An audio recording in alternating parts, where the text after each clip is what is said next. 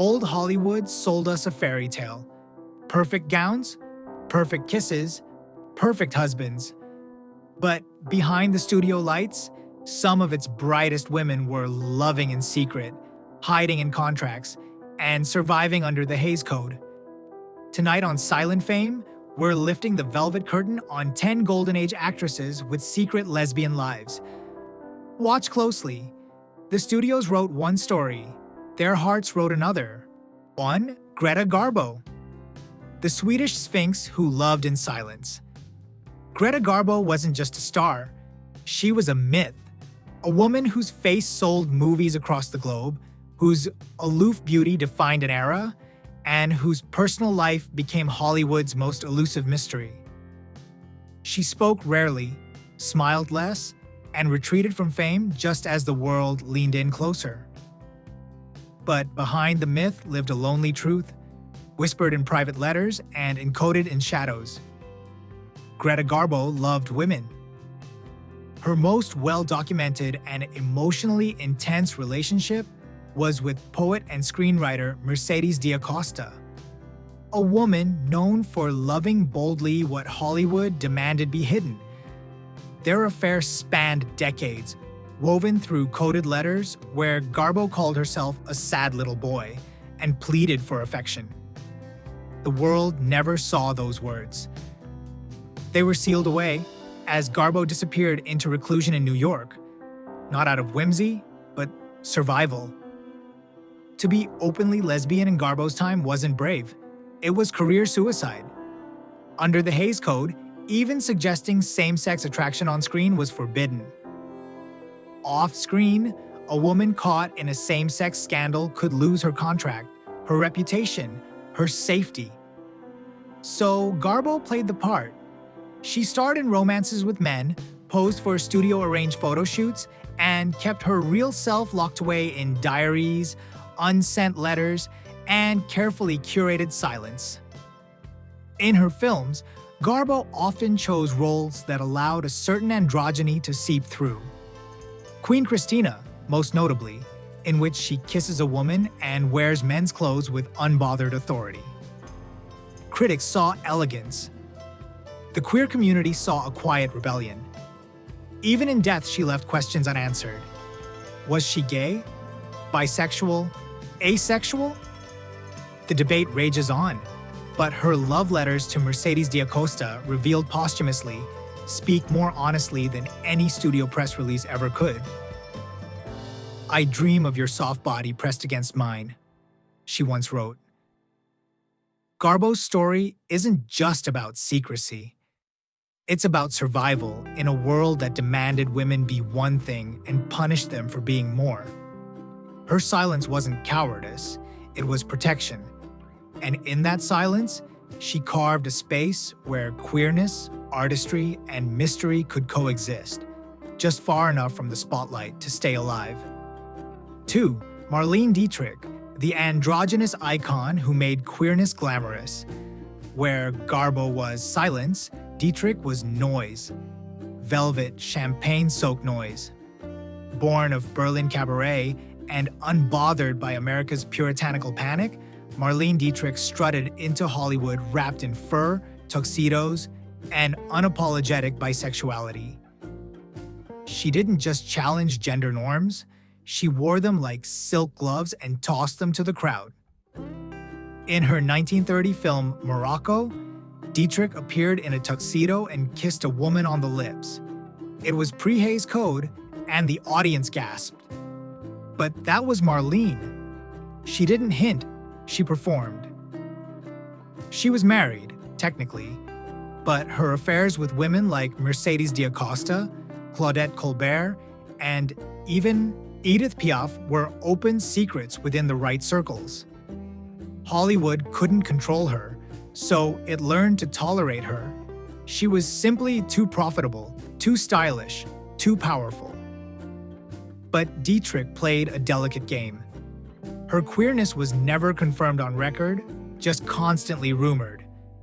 She called herself sexless, flirted with everyone, and kept her real truths just vague enough to slip past censors while making every queer viewer feel seen.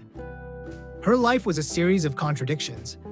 A wife who lived apart from her husband, a mother who left her daughter for years, a lover of women who performed heterosexual allure for a paycheck. And yet, to many, she was freedom incarnate. A walking question mark in lipstick and tails. What makes Dietrich so compelling isn't just who she loved, it's how she refused to apologize for it. She lived with a level of self-possession rare even today. In a time when most queer women hid or denied, Dietrich seduced. She made queerness not just visible, but luxurious. Her legacy is complex. Was she a hero? An opportunist? A queer icon or an aesthetic rebel? The answer may be yes to all, but she remains unforgettable, not because she followed the rules, but because she dared the rules to follow her. 3. Barbara Stanwyck, the studio system's best-kept secret.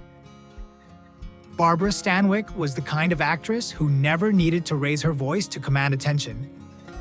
Sharp, stoic, and fiercely private, she played the ultimate tough woman on screen. And off-screen, she had secrets no script could contain. She was Hollywood's steel magnolia, too respected to question, too quiet to expose. From her breakout in Stella Dallas to noir classics like Double Indemnity, Stanwyck sold heterosexual passion to millions. But in real life, rumors about her sexuality swirled throughout her career. Her closest relationship wasn't with a man, but with her publicist and manager, Helen Ferguson. They lived together for years, inseparable. Ferguson managed not only Barbara's press, but her private life, shielding her from scandal, arranging public appearances, even vetting her romantic associations. When gossip columns questioned why Stanwyck and her husband Robert Taylor led largely separate lives, studios brushed it off. But insiders knew their marriage was likely arranged by MGM to quiet rumors about both their sexualities. On their wedding night, Taylor reportedly slept at his mother's house. Stanwyck never commented publicly. She refused interviews about her private life, often walking out if a reporter got too close. Yet behind the scenes, she was part of a coded world, one that required lavender marriages, secret rendezvous, and absolute loyalty to the illusion. Unlike Dietrich, Stanwyck didn't push boundaries in public. She played the game. And maybe that's what makes her story even more heartbreaking. She was a woman who gave Hollywood everything, except the truth of who she was. Still, her legacy endures. Queer historians and fans see through the veil now. They see the fierce woman who carved out space in a system built to erase her. They see the sacrifices she made to survive. And maybe, just maybe, they feel a bit less alone, knowing that even the most perfect Hollywood stories were written in code. 4. Katharine Hepburn, the woman who wore the pants on screen and off.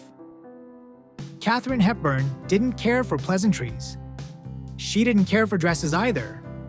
With her sharp cheekbones, tailored trousers, and clipped New England cadence, she became the face of a new kind of woman. Independent, intellectual, unyielding. But behind the carefully curated image of the Yankee Maverick was a life steeped in coded queerness and a long-term female companion few ever saw. She was linked romantically to Spencer Tracy for 26 years, and Hollywood sold it as a tragic love story. The alcoholic Catholic man who could never divorce his wife, and the loyal woman who waited. But those close to the couple knew it was a partnership of convenience.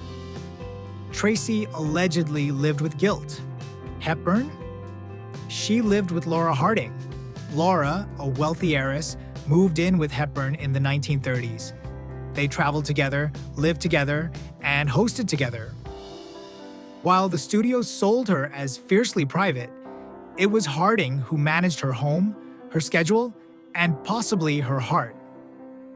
Hepburn once referred to her as "my husband." It was a joke, but maybe not.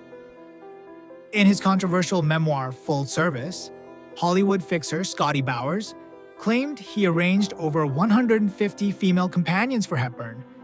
Some call it gossip, others call it the missing puzzle piece.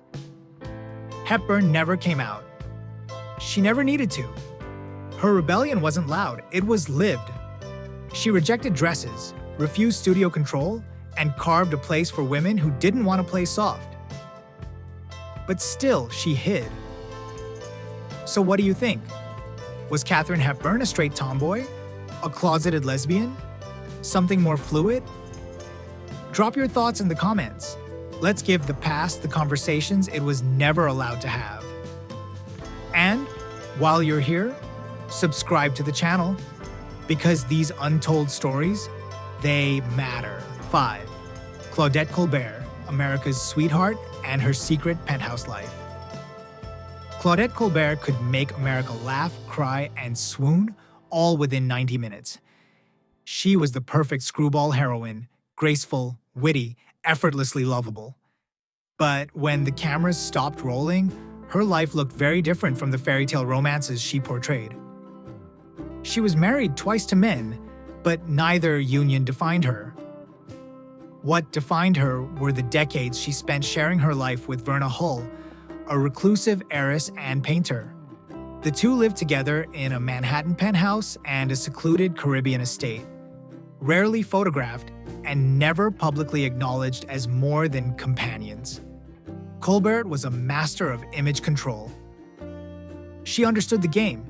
She knew when to smile, when to deflect, and how to keep her personal truth invisible in plain sight. But behind closed doors, she lived as she pleased. After her second husband died, her bond with Hull grew stronger. They traveled, painted, and built a world immune to paparazzi. Insiders referred to her as Uncle Claude, a nickname that poked fun at her masculine energy. Gossip columns speculated but never confirmed. And Colbert? She never denied. She simply kept living. What makes her story so compelling is the elegance with which she navigated two worlds. The public fantasy and the private reality, she played both perfectly. Was it cowardice or brilliance? Did she hide her truth or protect her joy? Her life forces us to ask, what would you have done in her heels? 6. Janet Gaynor, the first Oscar winner, and her lavender legacy.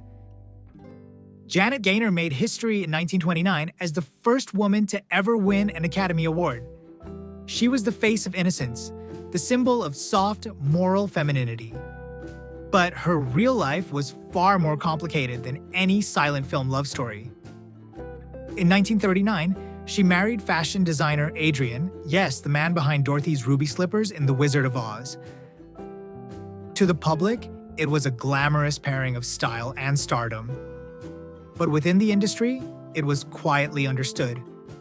This was a lavender marriage. Adrian was gay, Gaynor was likely queer, and their union was a fortress, a beautifully arranged protection. Yet, unlike many marriages of convenience, theirs seemed tender. They had a son. They traveled the world. They retired to Brazil and later Palm Springs, living a quiet life of mutual respect. Gaynor also had long-standing relationships with women, including actress Mary Martin. The press never asked. The studios never allowed it. She lived a life full of smiles, soft lighting, and scripted love, while hiding in plain sight. And she wasn't alone. Her story was one of thousands carefully curated by a system that demanded fiction from real people. Janet Gaynor reminds us that the first woman to win an Oscar also had to win the right to exist. Not as a symbol, but as a person. And maybe, just maybe, her greatest performance wasn't on the screen. It was surviving a system that erased her. If this story moved you, let us know in the comments. And don't forget to subscribe for more truths Hollywood tried to bury. These women walked so we could speak freely today. 7. Tallulah Bankhead, the outrageous original who refused to whisper. If Hollywood had a chaos queen, it was Tallulah Bankhead. Loud, brash, southern, and scandalous, she made no apologies for who she was, and she never waited for anyone's permission. While other stars hid their secrets in silence, Tallulah turned hers into punchlines. "My father warned me about men and booze," she once said, "but he never said anything about women and cocaine." That wasn't a joke. That was a warning. Bankhead had affairs with men and women alike, and she didn't care who knew it. She flirted with everyone, kissed anyone, and scandalized polite society in a time when just being seen with another woman at a bar could destroy a career. But she didn't just kiss women. She loved them. Deeply, passionately, quietly. Rumors persist to this day about her affairs with Billie Holiday and even Oscar winner Hattie McDaniel. An interracial, same-sex relationship between two women at the height of segregation? If true, it would have been the most forbidden love story Hollywood ever refused to tell. Tallulah didn't live in the closet. She kicked the door off its hinges. But her boldness came with a cost. She was blacklisted, ridiculed, and labeled uncontrollable. She drank too much, laughed too loud, and loved too freely for the system to hold her. But maybe that's why we remember her. She lived like the rules didn't apply because she knew they never should have. 8. Patsy Kelly, the comic genius Hollywood silenced. Patsy Kelly wasn't built for subtlety. She was brash, hilarious, and fiercely herself, a working-class Irish-American who made a living stealing scenes with wisecracks and side-eyes. But behind the laughter was a painful truth. Patsy Kelly may have been the first openly lesbian woman in Hollywood to speak her truth and pay the price. In a 1930s interview, Kelly casually admitted that she lived with a woman and had no interest in men. That wasn't bravery, that was career suicide. The offers dried up. The studios backed away. Her once promising film career faded into obscurity. For decades, she was pushed to the margins. Poverty row comedies, bit parts, forgotten credits. But she kept going. She found community with fellow queer women, including her longtime partner, Wilma Cox. Later in life, she even became the personal assistant and rumored lover of Tallulah Bankhead. Imagine the stories those two carried together. Patsy's journey was raw, real, unfiltered, and cruelly overlooked. She was one of the few who didn't just live queer, she said it, out loud, on record, and for that, she was punished. Her story isn't glossy or glamorous, it's heartbreaking, and that's exactly why it matters. 9. Alla Nazimova, the founding mother of queer Hollywood. Long before the term queer cinema existed, Alla Nazimova was living it. A Russian Jewish immigrant, silent film star, and artistic revolutionary, Nazimova didn't just join Hollywood, she reshaped it. She brought with her a spirit of European bohemia, radical sexuality, and fearless independence. And she created the very first safe haven for queer women in the industry, the Sewing Circle. She coined the name as a wink and a shield. Publicly, it sounded innocent. Privately, it was a lifeline.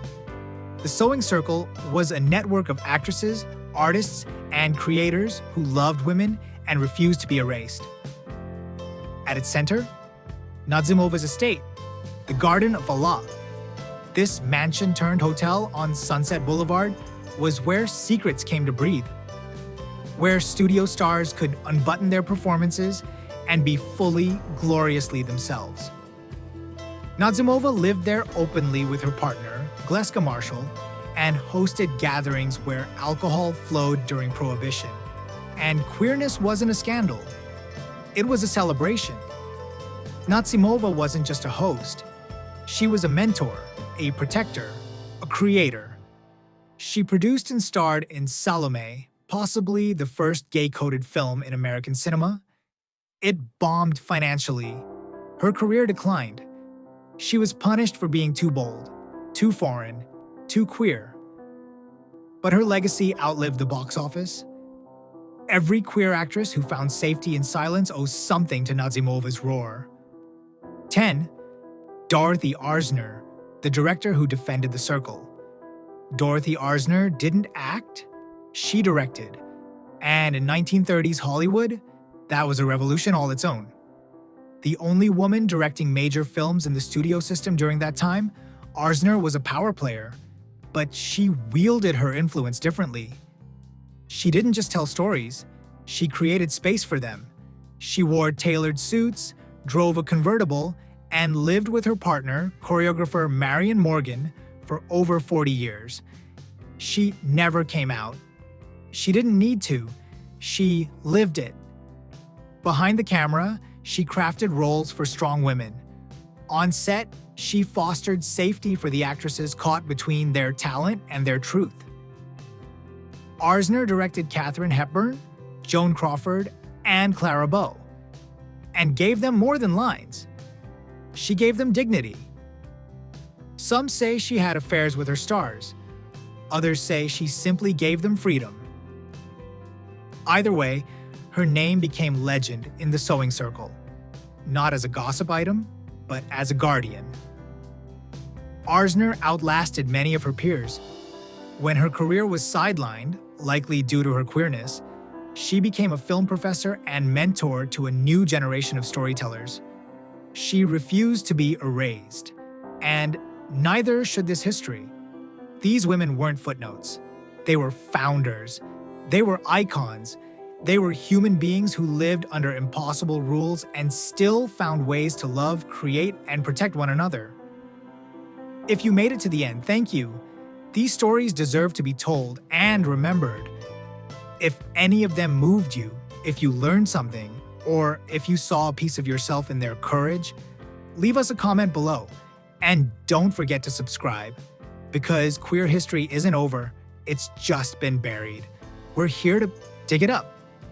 These women weren't just rumors or scandals, they were pioneers, building quiet worlds of love in an industry that erased them.